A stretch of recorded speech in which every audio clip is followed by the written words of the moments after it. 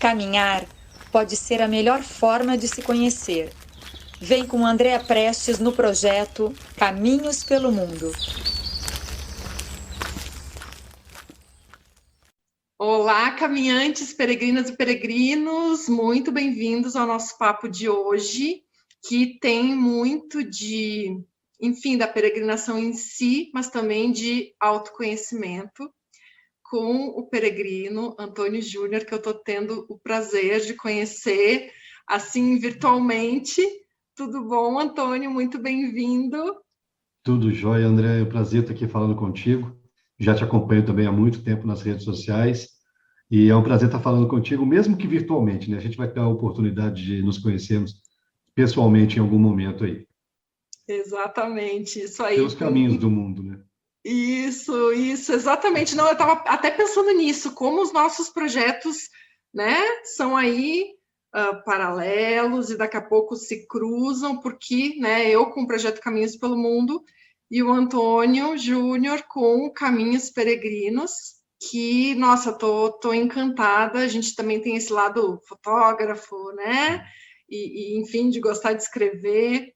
Então, assim, Antônio, para quem não te conhece, né, eu sei que você é escritor, palestrante, peregrino, e tem aí um passado que contempla guitarrista, tenista, financista. Então, é um super currículo diverso, multipotencial. Então, eu queria que você, assim, se apresentasse um pouquinho para o pessoal, e também já nos contasse como é que o caminho surgiu na tua vida.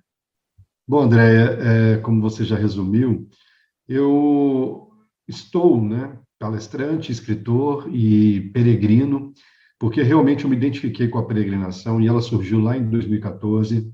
Como você falou, financista, eu sempre trabalhei numa metalurgia, na área financeira, na área administrativa, fiz toda a minha trajetória corporativa dentro de uma metalúrgica, depois resolvi migrar para o turismo e hoje eu sou gestor de um hotel, mas sempre com o meu pezinho no meu projeto pessoal que eu criei em 2016, no segundo semestre de 2016, chamado Caminhos Peregrinos. E essa mudança toda, ela bateu na minha porta juntamente com a gravidez da minha esposa, quando a gente descobriu que estávamos grávidos, né? O senso de responsabilidade bateu muito forte na minha porta e eu realmente comecei a fazer uma análise, né, inicialmente, uma análise de como que eu estava lidando com a minha vida e como que eu gostaria que ela fosse, justamente porque a partir daquele momento do nascimento do meu filho, né, eu seria uma referência para ele inicialmente. Então, eu comecei a questionar o estilo de vida que eu estava levando, justamente porque eu tinha muitas insatisfações.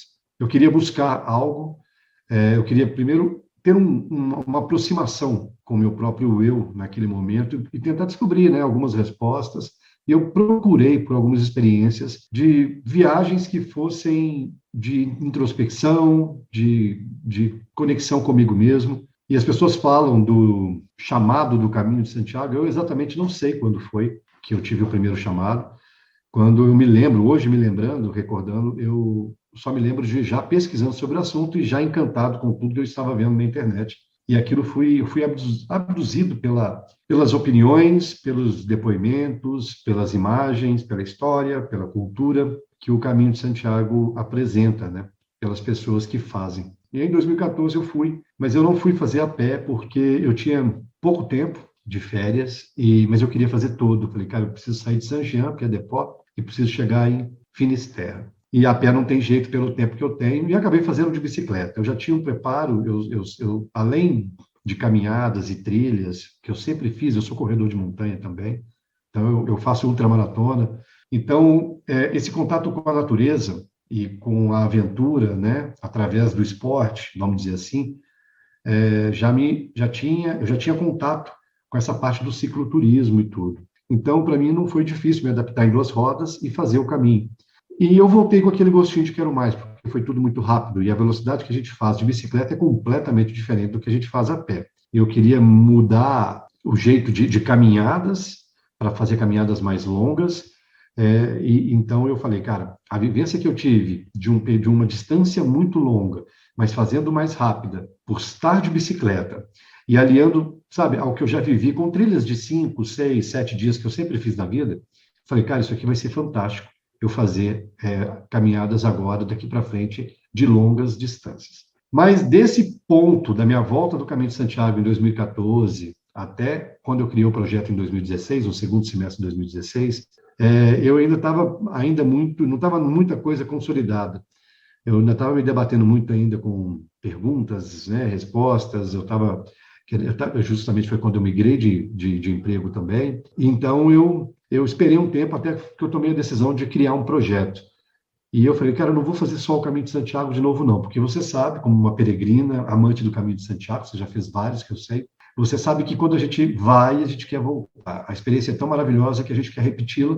E eu não queria parar por aí. Eu sei que existem inúmeros caminhos de Santiago, no qual eu poderia estar me aventurando aí a 5, 6, 7 caminhos, mas eu quis uma coisa mais que saísse mais da minha zona de conforto também dentro desse projeto. Eu comecei o projeto pelo Caminho de Santiago, onde é uma zona de conforto, apesar dos desafios, das dificuldades, é algo que eu já conhecia, que a gente tem fácil acesso à informação, mas depois eu comecei a pensar que eu deveria sair para outros ares, sair do itinerário cristão, mesmo que o meu segundo caminho do projeto, o Caminhos Peregrinos, são 5 caminhos pelo mundo, 5 caminhos sagrados pelo mundo, mas eu queria ter uma diversidade também cultural e religiosa e filosófica dentro do projeto, para que cada vez mais eu pisasse realmente em terrenos desconhecidos e que eu pudesse aprender com eles. E aí eu criei o projeto passando por Caminho de Santiago, inicialmente, via Francigena na Itália, no segundo caminho, Ilha de Shikoku no Japão. O quarto caminho sempre foi uma incógnita para mim. Eu sempre queria um caminho hindu, mas eu não conseguia, e para poder executar os meus livros eu precisava de um. Eu fiz a Rota da Misericórdia, coloquei a Rota da Misericórdia, mas sabendo que em um determinado momento, assim que eu me identificasse com uma rota hindu, eu trocaria ela. E o quinto caminho, que é o caminho mais desafiador, que é o caminho de Abraão no Oriente Médio, onde 3 religiões elas estão presentes nesse caminho, que é o muçulmano, o judeu e o cristão, mas dentro desse caminho, que é chamado Caminho da Paz, elas se comunicam, porque Abraão é reconhecido pelas 3 religiões. Depois eu troquei o quarto caminho e coloquei a Marcha do Sal, porque eu me identifiquei muito, através de um trabalho de um conhecido meu, o fotógrafo Érico Hiller. Ele fez a Marcha do Sal e ali foi o ponto que eu precisava para poder introduzir essa rota no meu caminho, justamente porque se trata de uma rota de Gandhi, e o trajeto, vamos falar assim, a evolução espiritual, a evolução do autoconhecimento dentro do projeto, ela tinha que passar por um grande expoente da simplicidade, né, da luta pela liberdade, até chegar no último caminho. Então, para mim, foi perfeito cruzar com esse caminho, através do Érico, e trazê-lo para o meu projeto. Então, foi assim que tudo surgiu. Falei muito, né? Ai, maravilhoso, maravilhoso. E assim, a Marcha do Sal eu não tinha ouvido falar. Então, assim, ó, é incrível como, quando a gente começa a pesquisar e se inteirar do assunto, conversar com outros peregrinos é infinito, até porque tem muitos caminhos sendo criados, né? Volta e meia eu recebo alguma notícia de caminhos sendo criados. Então, assim, nossa, muito, muito inspirador, né, esse teu projeto. E assim, Antônio, bom, primeiro, então, caminho francês de bicicleta. E eu preciso te perguntar como foi esse primeiro caminho, né, como foi esse primeiro impacto, porque antes, então, trilhas de poucos dias, a questão de corredor de montanha, ultramaratonista, que é algo bem diferente de uma peregrinação em bike e mais ainda uma peregrinação a pé, pelo menos acho eu só fiz a pé até hoje, mas então eu queria que você contasse como foi esse primeiro impacto, esse primeiro aprendizado, né, a superação e como foi depois a comparação com o caminho a pé. E vou trazer uma história que aconteceu comigo no primeiro caminho, em 2014, que foi a minha primeira ida ao Caminho de Santiago. Eu estava na busca de uma experiência única, mas tudo quando a gente começa a entrar nesse universo do autoconhecimento, dessa jornada, né, que a gente acaba tendo interior, tudo ainda fica muito superficial, né? A gente, de certa forma, quer, mas não quer, acredita, mas não acredita, acha que é necessário, mas no fundo pode estar achando que não é. Eu acabei chamando alguns amigos para poder ir comigo, 2 amigos saíram aqui do Brasil para ir comigo, e nós fomos juntos fazer esse caminho. E por mais que a bicicleta te dê um momento de introspecção, porque você pedala sozinho, mesmo que você esteja com um amigo, o seu dia é solitário dentro de uma bike, porque você não anda do lado assim o tempo todo, justamente porque tem muitos trajetos que são trilhas, a velocidade de um e o preparo físico do outro não permite que pedalemos um ao lado do outro o tempo todo. Quando caminhamos, a gente diminui um pouco o passo, acelera um pouco o passo, fazemos as mesmas paradas ali, quando a gente está gostando da companhia do outro e quer que aquele contato ele continue, ele seja contínuo ali. Mas a bicicleta não é muito. Mas, de qualquer forma, aquele início do caminho, ele foi muito da aventura. Ele muito da descoberta, e menos da introspecção, e menos do autoconhecimento.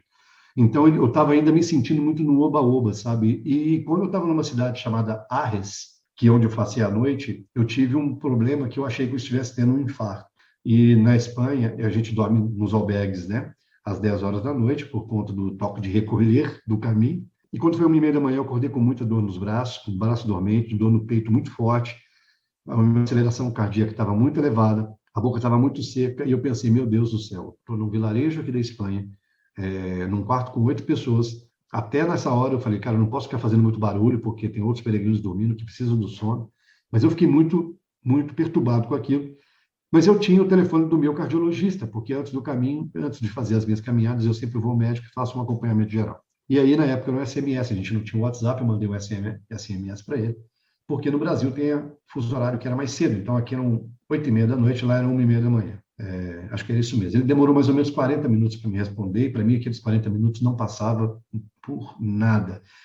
Passei muito mal, não podendo fazer barulho, não querendo fazer barulho, e imaginando assim, nossa senhora, se eu tiver um troço, bem provável que eu não vou ter como ter condições de ser atendido no hospital, um vilarejo muito pequeno.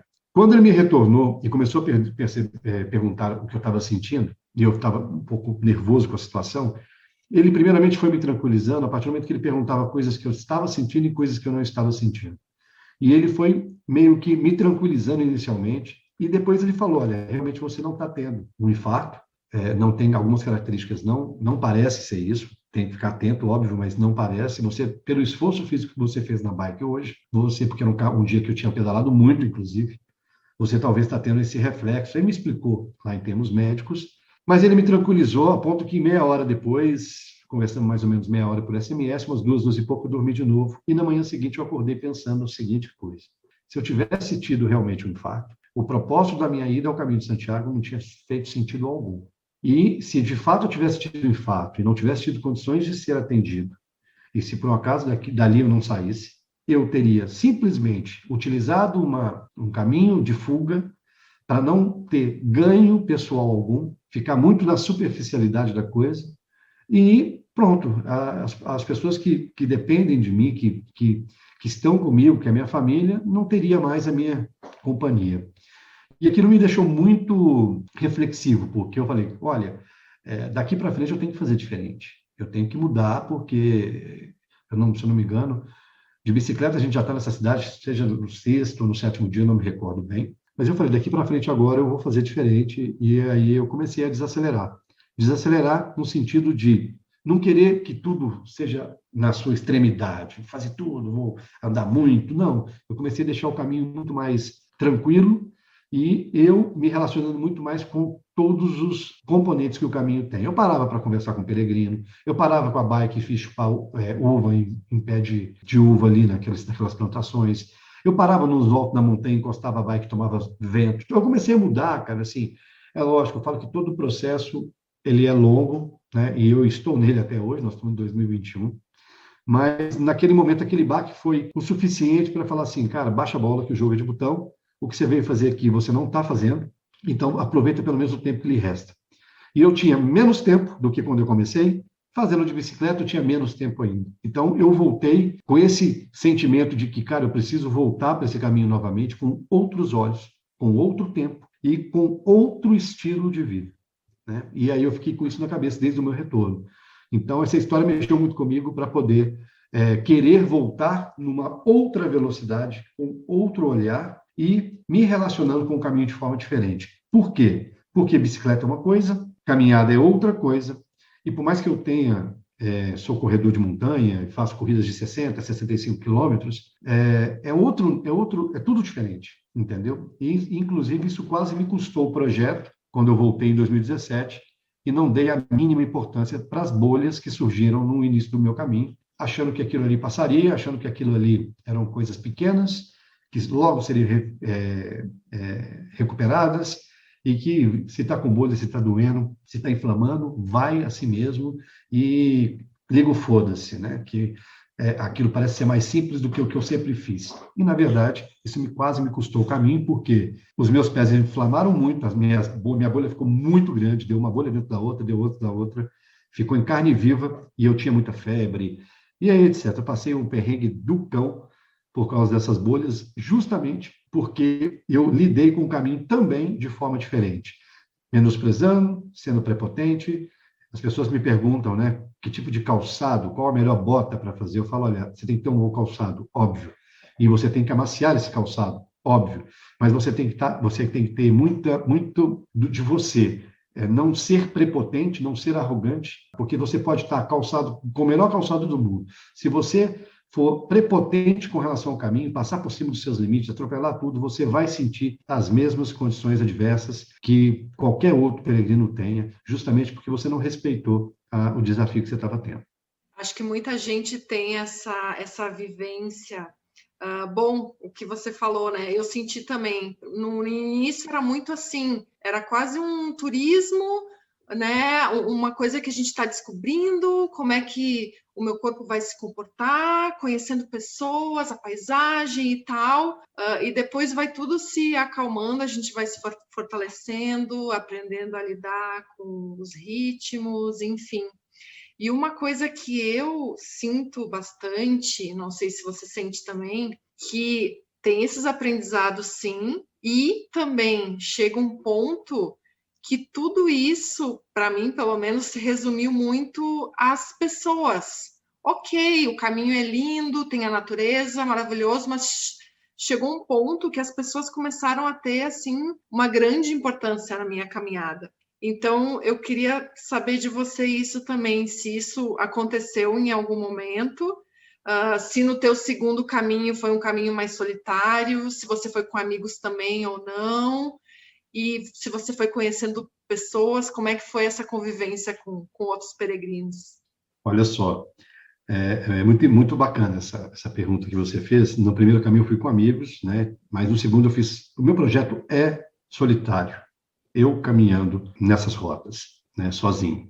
É lógico que a gente se relaciona nos caminhos, né? Que a gente vai encontrando pessoas que estão fazendo. Mas quando eu pensei no projeto, eu já sabia que as grandes experiências, ou já imaginava, né? Mesmo tendo vivido no primeiro caminho, muitas conversas construtivas, muitas mensagens positivas, muitas referências, né? As pessoas às vezes se tornam referências para a gente pela vida que leve e pelo propósito que fizeram com que elas estivessem ali no caminho. Mas eu já imaginava que o meu caminho de Santiago seria com muitas pessoas confraternizando, trocando experiência, trazendo aprendizados, né? Trocas de vida. E foi assim, foi dessa forma. E no segundo caminho, que eu escolhi a Via Francígena, eu já sabia que ele seria solitário, tanto que o meu livro chama Uma Viagem Interior, porque eu caminhei 80% do tempo sozinho. E então eu também já imaginava que seria um outro passo para novas descobertas. Eu acho que eu precisava olhar muito mais para dentro e ter os desafios todos que a Via Francígena me proporcionou em termos de dificuldade, sozinho e sem pessoas, né?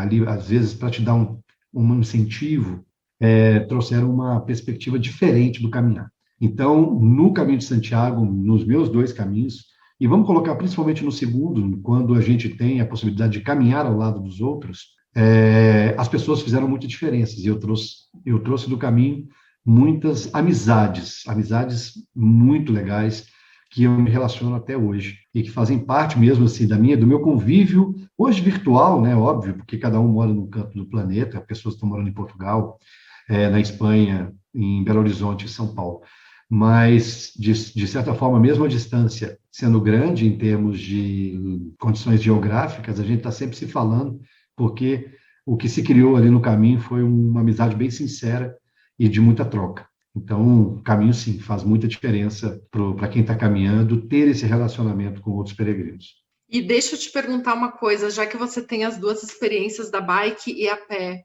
para quem vai fazer o primeiro caminho, o que você, se é que você quer recomendar algo nesse sentido?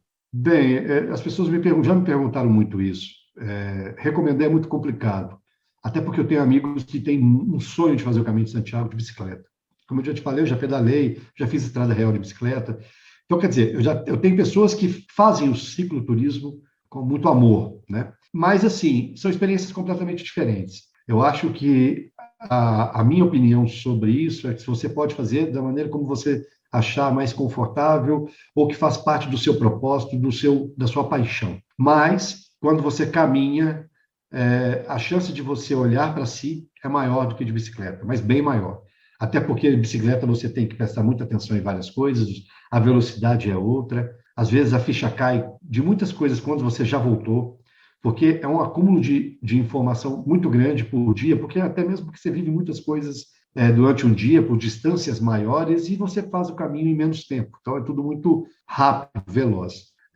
Você vê uma árvore na frente, e em poucos minutos você já passou essa árvore já não está mais para você. E quando você está caminhando, não. Você pode virar de costa e continuar admirando aquela paisagem durante um bom tempo e contemplando ela de maneira diferente. Se você quer algo de aventura, da sua paixão de bicicleta, faça, porque você vai voltar com uma experiência incrível. Mas se você quer olhar para si mais do que qualquer outra coisa, aí realmente a possibilidade de fazer uma peregrinação caminhando te dá essa respectiva experiência, ela é muito maior, não tenho dúvida disso. Então, eu não posso falar faça assim ou faça assado, porque envolve N fatores de cada um. Mas são características diferentes e eu posso clarear para a pessoa dessa maneira e ela depois decide o que ela realmente busca. E quanto aos caminhos aqui no Brasil, você comentou a Estrada Real e também o Caminho da Fé, né? Qual foi a tua experiência? Eu fiz o CRER, que é o caminho religioso. É diferente da Estrada Real, é parte um, parte outro, mas são projetos diferentes. E eu fiz, foi um caminho muito desafiador, porque as montanhas aqui do sul de Minas, num dia de muito calor, e eu carrego muito peso por conta do equipamento fotográfico, eu levo drone, eu levo câmera, lente, então foi muito difícil, achei muito difícil mesmo e estava muito quente. E é um caminho sem estrutura de apoio, que eu digo, porque Caminho de Santiago, você com 3 quilômetros chega no vilarejo, mais 3 chega no outro, 1,5 chega no outro, 6 no outro. Ali não, ali às vezes era o ponto de partida e o ponto de chegada. E você não tinha nem apoio d'água. Então, você tinha que passar o dia ali, sempre nos estradões, né? Mas carregando aquilo que era necessário. Em termos de autossuficiência, não precisa, você tem sempre onde dormir, você não precisa estar levando barracas. Tirando, todos os pontos você consegue ter local para dormir, então você não precisa carregar esse peso. Mas o CRER é um caminho muito, muito, muito bacana, muito bonito no sul de Minas, é muito bonito. E o calor me fez ter uma experiência diferente, porque eu comecei a caminhar às 3:30 da manhã, para poder não caminhar durante o meio-dia. Então, eu falo que o caminho de dia no silêncio é um, e o caminho de noite no silêncio é outro completamente diferente. Eu já acordei 5:30 no Caminho de Santiago para poder sair ainda no escuro, mas é um período de tempo pequeno, e ali já tem ali uma transição acontecendo entre a noite e o dia. Mas quando você sai, teve um dia que eu saí 1:30 da manhã, aí é outro caminho, assim, em termos dos sons que o caminho propicia, é completamente diferente, e para quem estava ali naqueles dias todo fazendo a mesma rotina de acordar de madrugada e sair, eu comecei a ter uma percepção muito detalhada disso. Para mim eu começava a saber exatamente o tipo de barulho que eu encontraria à noite e que eu encontraria de dia, mesmo estando sozinho, com o barulho da natureza só. Agora estou indo fazer o Caminho de Caravaggio, dia 5 de abril. Que máximo! Nossa, estou muito curiosa, uma vergonha que a gaúcha aqui ainda não tenha feito. Caminho do Rio Grande do Sul, aliás, são vários, né? Tem das Missões, dos Faróis, a Quarta Colônia. Mas me fala um pouquinho do CRER, que eu realmente nunca ouvi falar. Onde é que começa? Pois então, o CRER é o caminho religioso da Estrada Real e ele sai da Basílica de Nossa Senhora da Piedade, né, aqui em Minas Gerais, no santuário, e vai para o Santuário de Aparecida. Eu não lembro que ano que foi, agora, alguns anos atrás, acho que, se não me engano, aí, uns 3 anos atrás, teve a Caminhada 500, porque era a comemoração dos 300 anos da Basílica de Nossa Senhora Aparecida com 250 anos da Basílica da Nossa Senhora da Piedade, 550, caminhada dos 550. Então, eles fizeram esse projeto aí, e é ali que eu tomei conhecimento dessa rota. E aí eu falei, cara, vou criar essa rota. E como eu moro em São João del Rei, a minha casa passa na rota. Então, eu fiz um projeto chamado Entre Casas, que era da porta da minha casa até a porta da casa da Basílica, da casa de Nossa Senhora Aparecida. Então, eu percorri pouco mais de 310 quilômetros entre uma porta e outra, entre uma casa e outra. Nossa, que incrível, que delícia. É muito o que fazem lá na Europa, né? Os peregrinos de fechar a porta e ir para Santiago. Você conseguiu sensacional, fazer os de meninos casa. meus. Eu tenho 2 filhos, um de 7 e um de 2,5. Eles foram comigo aqui na rua, andando comigo, até ali uma hora que eles queriam continuar comigo, e eu falei, não, filho, volta aqui para casa.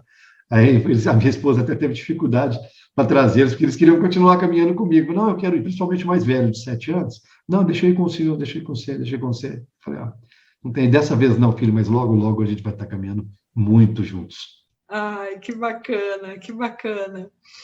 E deixa eu te perguntar, então, o próximo caminho mais imediato, então, vai ser Caravaggio, é isso? Exatamente. A ideia é ir no início de abril agora. Uhum. Passagens compradas, inclusive. Legal. Nossa, quero acompanhar. Você vai, obviamente, postar no Instagram? Vou fazer, sim, várias postagens. E hoje, inclusive, eu vou fazer uma postagem agora, que hoje foi a decisão de transferir o meu caminho do Japão para outubro. Realmente, o Japão vai ficar fechado. Inclusive, as Olimpíadas, que acontecem em Tóquio, vai ser para público local. E, então, a chance deles abrirem a fronteira a partir de agosto é grande, mas para o primeiro semestre eles estão canalizando os esforços para as Olimpíadas e para o fechamento de fronteira para poder conter essa pandemia dentro do Japão.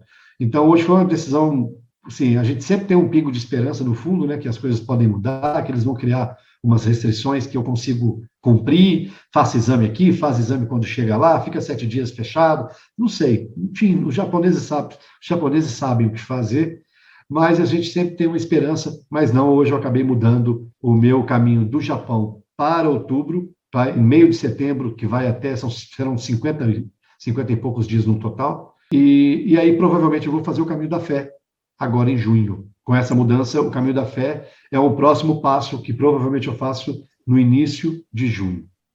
Ai, ótimo. Até, não, você falando do caminho da fé, me fez lembrar da Via Francígena e me fez lembrar, né, que você fez, e me fez lembrar o caminho primitivo, o caminho do norte pela costa que eu fiz, que, né, o relevo super desafiador. Então, até queria te ouvir falar um pouquinho mais da Via Francígena quanto a isso. Quero saber depois a tua opinião de Caravaggio e o Caminho da Fé, que eu já ouvi falar que Caravaggio também é serra, né, gaúcha, então deve ser desafiador também. E queria te perguntar, né, tudo isso, mais a tua mochila, que eu já sei que são uns 16 quilos, é isso? Que desafio no caminho de esse? Santiago foram 16,5, mas a Via Francígena foram 18. Nossa. Então é muito peso.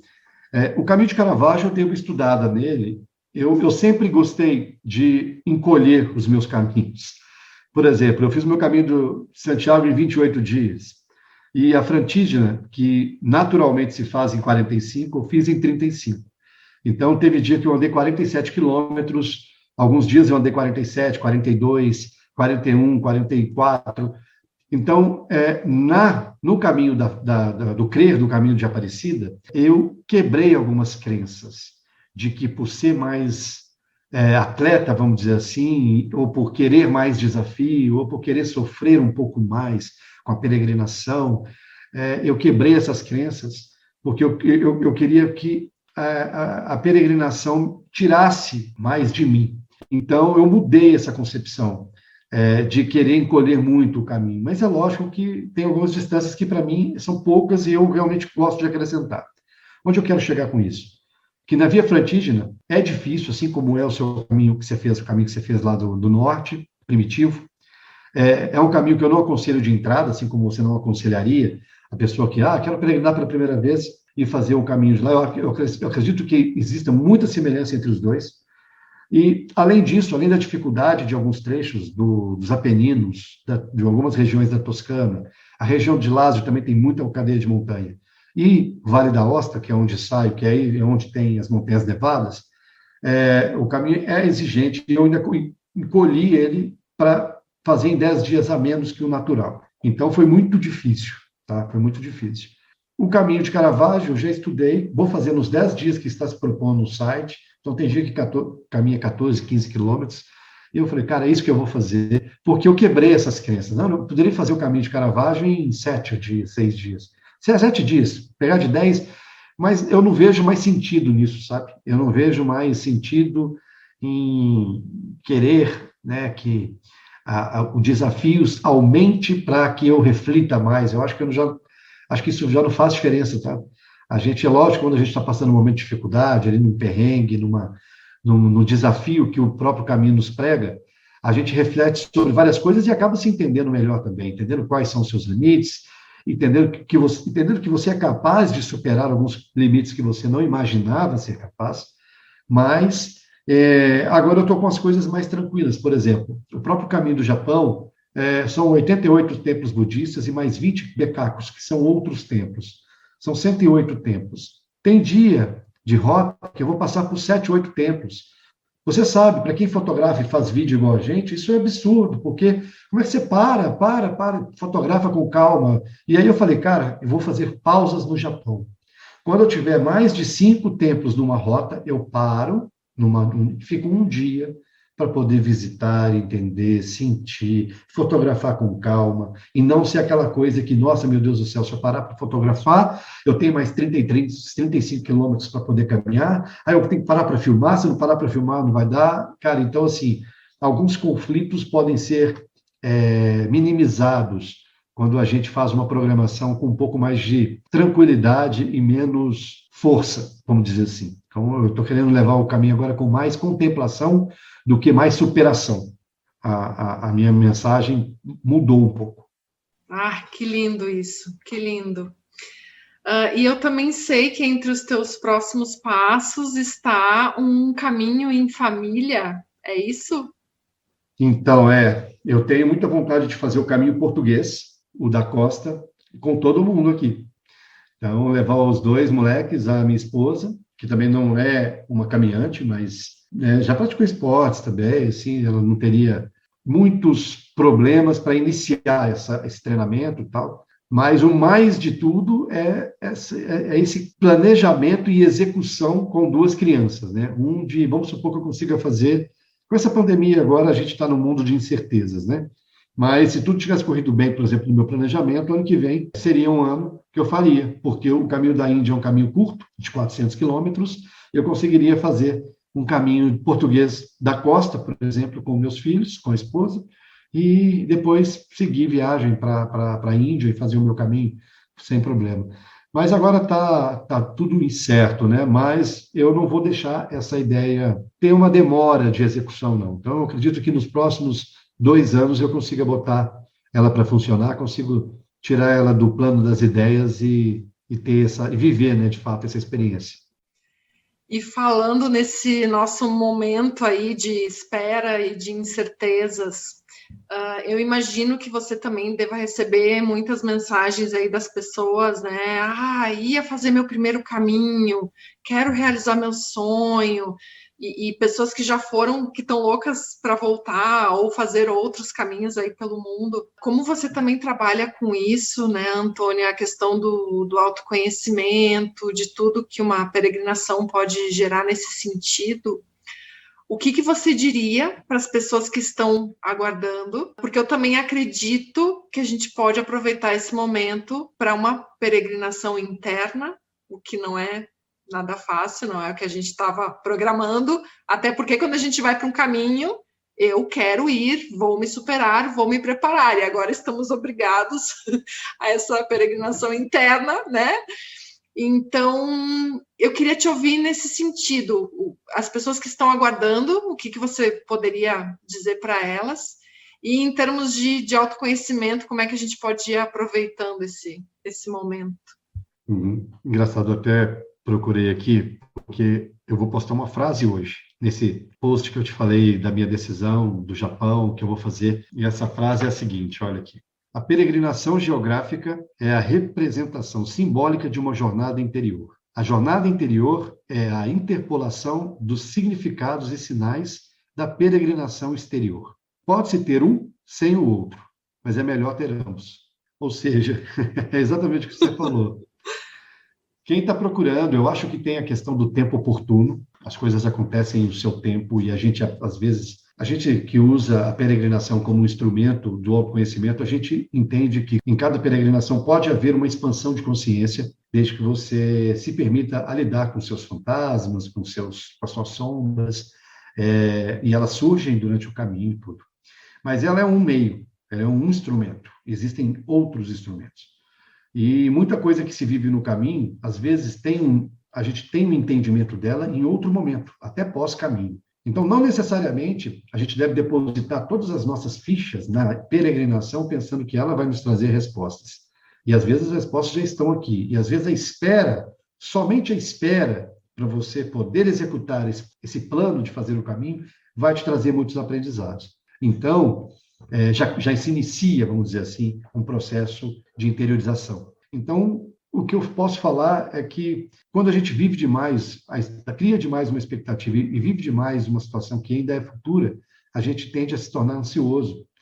E a ansiedade é a pior maneira que a gente tem, a pior coisa que acontece com a gente em termos de nos proibir de olhar para a gente, para nós mesmos. Então, é viver um momento presente. Se não tem condições de ir, viva o que está ao seu alcance, busca fazer algo que te faça bem, pesquise sobre o caminho, escute histórias, mas não crie expectativas demais futuras a ponto de você acreditar que eu não vou me transformar, eu queria poder olhar mais para mim, saber mais sobre mim mesmo, mas a minha peregrinação melou. Eu acho que é menosprezar demais a sua capacidade de poder evoluir, independente do cenário ou independente do instrumento que você usa, entendeu? Então, é tentar viver o presente, mesmo que o presente seja esse, de muitas incertezas e de muitas fatalidades, né? Muitas situações ruins, negativas que a gente está vivendo. Com elas, a gente também consegue aprender muito, né? Com o estilo de vida, com as nossas decisões diante de um cenário como esse. Ai, Antônio, pois é, estamos juntos nessa, né? Mas o que eu quero te dizer, assim, para as pessoas que estão interessadas em saber mais de ti, saber dos teus livros, os documentários também estão sendo finalizados, é isso? Como é que as pessoas te encontram? Qual é o melhor canal? Se é o Instagram mesmo, o teu site? Então, o Instagram é o caminho mais rápido, ágil, para chegar até mim. É @AntônioJREssencial.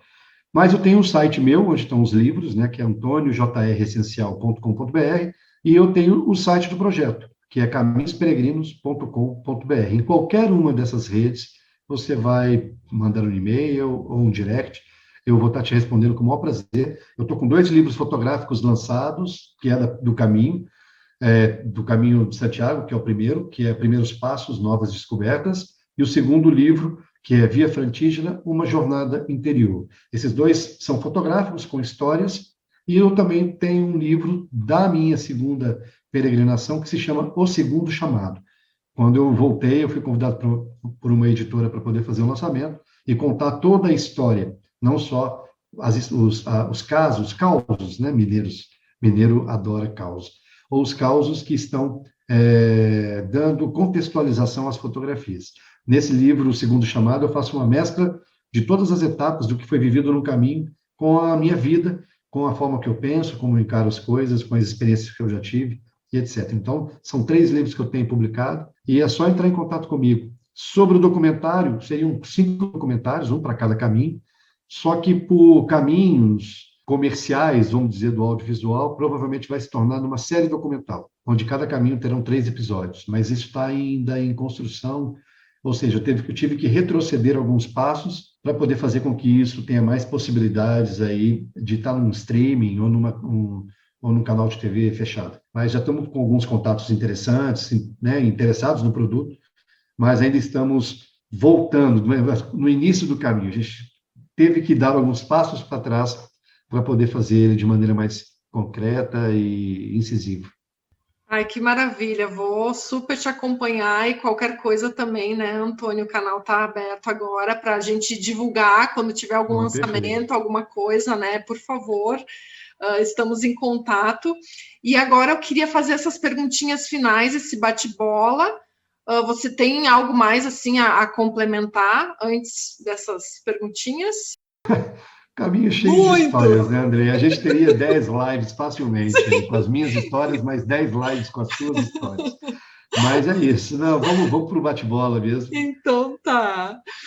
O que não pode faltar na mochila do peregrino Antônio Júnior? Só uma coisa. Água. Uma trilha sonora para caminhar. Eu tenho 35 playlists, uma para cada dia da caminhada da Fratígena no meu livro. Você passa o QR Code e tem uma playlist inteira para ouvir. É uma para cada dia. Você pede uma música. Tá bom, então, vamos lá. Eu gosto de Ed Vedder. Eu não vou falar o nome da música porque... Ed Vedder, de uma maneira geral. A melhor companhia para caminhar. Eu. O dia perfeito de caminhada. O que tem nesse dia? O que eu estou caminhando, porque eu já tive dias perfeitos debaixo de tempestade, dias ensolarados. O melhor dia é o que eu estou caminhando. Um aprendizado dos teus caminhos. O caminho se faz a cada passo que você dá. É ali que você constrói a sua jornada, tanto geográfica quanto de vida. Então, é valorizar aquele momento que você está vivendo, naquele momento presente. É valorizar o seu momento. E uma superação? Lidar com a ansiedade. O caminho me transformou muito nisso. Uma pessoa que é muito acelerada e que tinha urgência em tudo. Hoje, não. O tempo foi o meu maior aprendizado, a lidar melhor com ele. Peregrinar é? Para mim, peregrinar é viver de uma forma que eu me encontrei totalmente. As minhas virtudes, a minha potência. Peregrinar, para mim, é onde eu sou eu, na essência. Maravilhoso, peregrino. Muito obrigada. Eu que agradeço. Muito, muito obrigado mesmo. Foi um prazer falar contigo. Quando eu recebi o convite, eu fiquei muito, muito lisonjeado mesmo. E falei, que bacana, cara. Eu já te acompanho há um bom tempo, então eu sei do trabalho brilhante que você faz. Então, estar aqui batendo esse papo contigo, para mim, é uma grande honra. Foi uma grande honra e uma grande alegria. E quem sabe uma hora a gente realmente se encontre em algum caminho, porque eu estou pertinho, agora eu estou em São Paulo. Então temos muitos caminhos aqui próximos. Legal. E vou seguir te acompanhando e torcendo aí pelos teus caminhos, pelos teus projetos. Parabéns. Muito obrigado, André. Eu também continuo te acompanhando, que eu já te acompanho há um bom tempo. Obrigada, querido. Um beijo e bom caminho para todos nós. Tá, um beijão para você também. Isso aí, um bom caminho. Buen camino. Beijão.